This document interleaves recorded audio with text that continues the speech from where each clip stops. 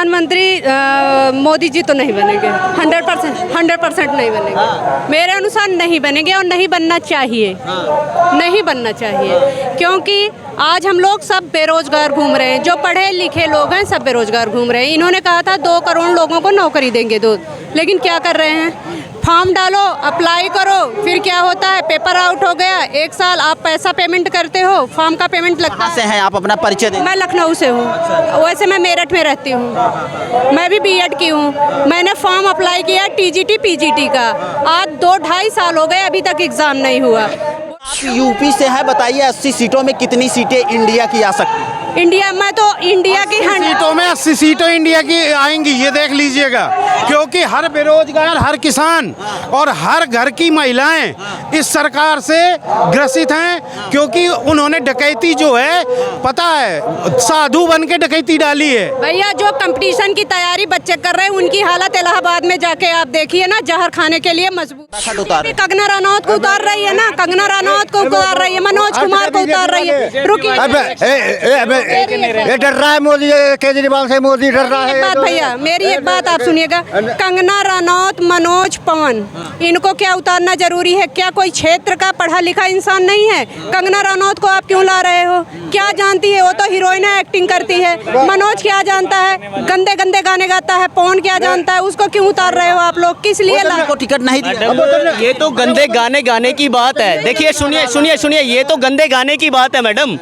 इन्होंने जिनके महिला रेसलर क्या किसको ला रहा है? नचनियों को क्यों उतार रहे हो? राइट, नचनियों को क्यों उतार रहे हो? नमस्कार, आप देख रहे हैं पीजी न्यूज। मैं प्रवीण आप सभी का बहुत बहुत स्वागत करता हूं।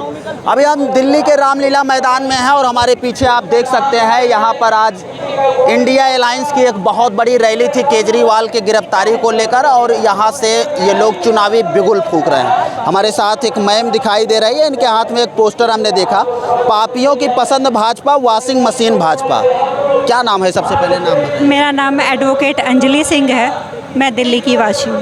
आपका नाम अंजलि सिंह है? अंजलि सिंह जी, ऐसा पोस्टर आपने, मतलब क्या वजह है जो बनाई? सीधा सीधा है सर, इसमें जो भाजपा में अपनाएगा, जो भाजपा में शामिल हो जाएगा, उसके जितने भी उसने क्राइम किए हो वो सब धुल जाएंगे। सब झूठ है?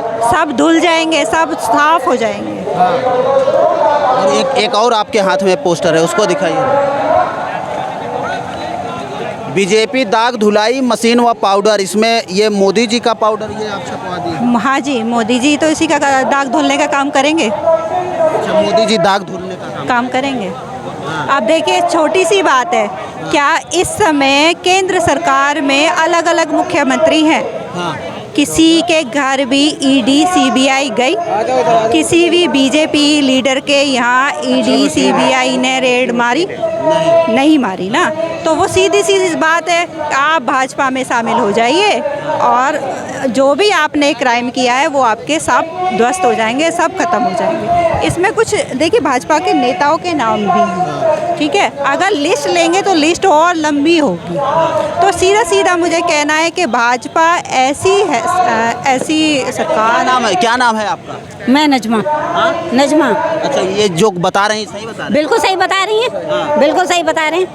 क्या लग रहा है अब की बार प्रधानमंत्री कौन बनेगा? प्रधानमंत्री का तो देखिए, प्रधानमंत्री कह रहे हैं ना कि मैं बनूंगा, ये तो कोई भी नहीं जानता कि मैं बनूंगी, क्योंकि क्या कहते हैं, हमें क्या पता, ये तो पब्लिक है, जनता है, उनके ऊपर छोड़ो ना, उनके ऊपर छोड़ो। है इंडिया ये इतिहास रहा है, जब भी इंडिया का गठबंधन हुआ है, कभी आज तक नहीं हारा है, तो जीतेगा इंडिया, पक्का लड़ेगा। जीतनी चाहिए, इंडिया को ही जीतनी चाहिए। आप लोग यहाँ पर इंडिया जिता रहे हैं, लेकिन प्रधानमंत्री नरेंद्र मोदी आज मेरठ से अपनी चुनावी बिगुल फूंक चुके हैं और कह रहे हैं कि अब की बार देश में 400 पार। क्या कहेंगे? ऐसा है, अपने 400 पार जो बोल रहे हैं ना, वो अपने आप बोल रहे हैं। अपने यहाँ मिट्ठू हर कोई बनता है। अपने बोला है कि हम आपको 400 देंगे, किसी ने बोला है? जनता ने। अपने आप बोल दो, मैं बोल दो मैं 500 पार हो जाऊंगी, तो मैं हो जाऊंगी क्या?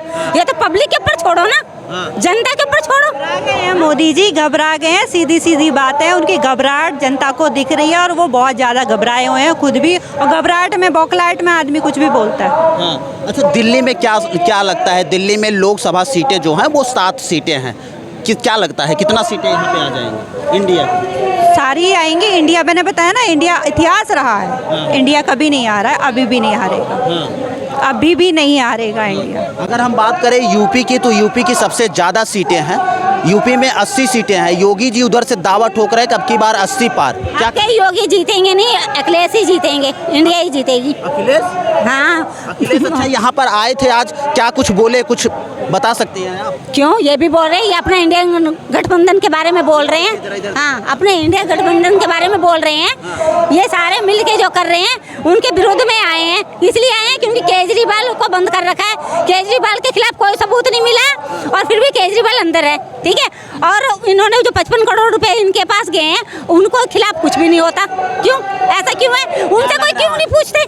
क्या लग रहा है जो कर रहे हैं सही है? क्या लग रहा है? कौन क्या कर रहा है? 2024 में क्या लग रहा है कि प्रधानमंत्री नरेंद्र मोदी जी बनेंगे या फिर राहुल गांधी आएंगे? खड़ी रहिए, खड़ी रहिए। देखिए, प्रधानमंत्री मोदी जी तो नहीं बनेंगे, 100% नहीं बनेंगे। मेरे अनुसार नहीं बनेंगे और नहीं बनना चाहिए, नहीं बनना चाहिए। क्योंकि आज हम लोग सब बेरोजगार घूम रहे हैं। जो पढ़े लिखे लोग हैं सब बेरोजगार घूम रहे हैं। इन्होंने कहा था 2 करोड़ लोगों को नौकरी देंगे, लेकिन क्या कर रहे हैं? फॉर्म डालो, अप्लाई करो, फिर क्या होता है? पेपर आउट हो गया। 1 साल आप पैसा पेमेंट करते हो, फॉर्म का पेमेंट लगता कहाँ से हैं आप? अपना परिचय दें। मैं लखनऊ से हूँ। वैसे मैं मेरठ में रहती हूँ। मैं भी बीएड की हूँ। मैंने फॉर्म अप्लाई किया टीजीटी पीजीटी का।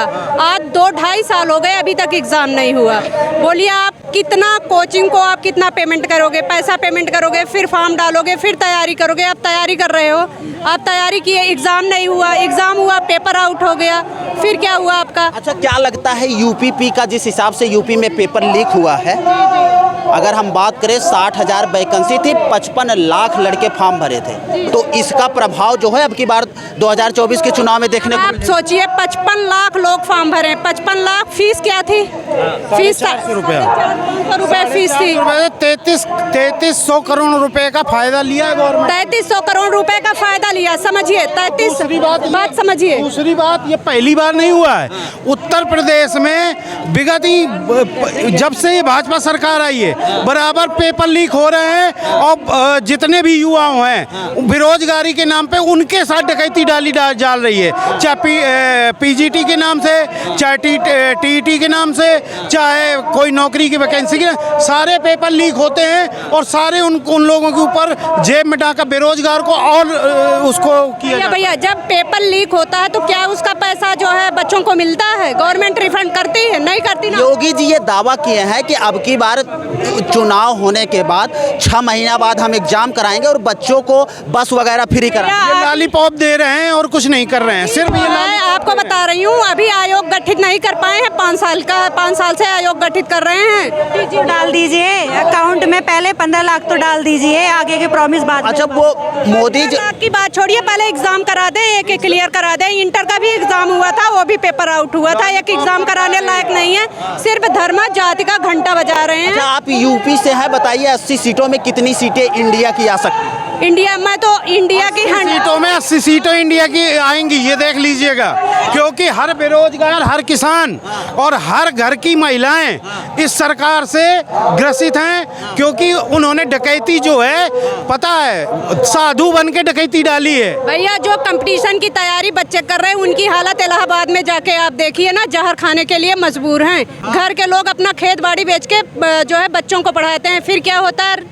एग्ज़ाम दिए, 2 साल बाद एग्ज़ाम इनका होता है। फिर क्या होता है? पेपर आउट हो जाता है। पेपर आउट होने के बाद फिर बच्चे फिर तैयारी कर रहे हैं, फिर इनका एग्ज़ाम होता है। अपना एक खाता जो है पैसा बच्चों से लेकर फॉर्म के नाम पे भर रहे हैं, बस। क्या लगता है बेरोजगारी का जो मामला है, कितना अब की बार चुनाव पे प्रभाव डालेगा? बहुत पड़ेगा, पढ़नी भी चाहिए, क्योंकि बेरोजगारी तो बहुत ज़्यादा है ही, ऑलरेडी इतनी बेरोजगार है, तो ये तो प्रभाव पड़नी भी चाहिए।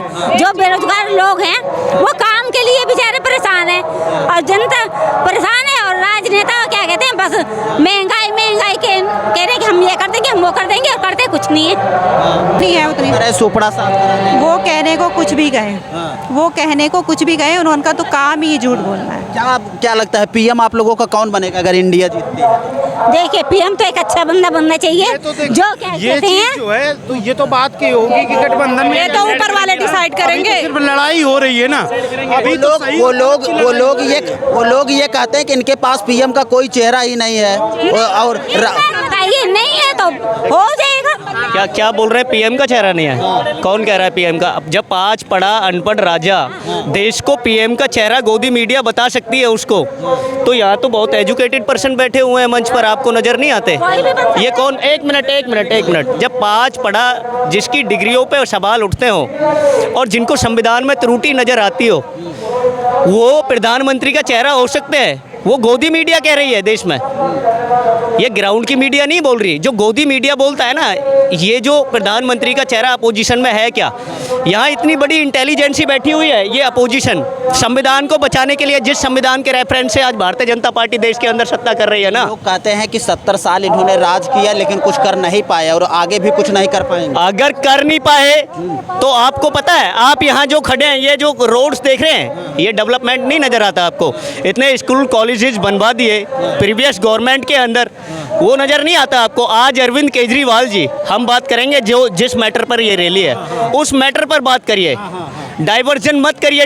जनता की बात का जो है डाइवर्जन नहीं होना चाहिए। रैली का जो इस रैली का मुख्य उद्देश्य बता दीजिए। मुख्य उद्देश्य ये है देश का संविधान बचाना। संविधान बचाने के लिए जो लोकतंत्र की हत्या भारतीय जनता पार्टी ने की है ना, ये कैमरा जूम कीजिए, वो अरविंद केजरीवाल जी का फोटो देख रहे हैं सलाखों के पीछे, ये अरविंद केजरीवाल जी को जो भारतीय जनता पार्टी ने जेल के अंदर डाल के, फर्जी तरीके से डालकर, जिन पर वो पैसा नहीं पकड़ा गया, जो पैसे का एलिगेशन भारतीय जनता पार्टी के इशारे पर ईडी ने लगाया है, वो पैसा बरामद नहीं हुआ।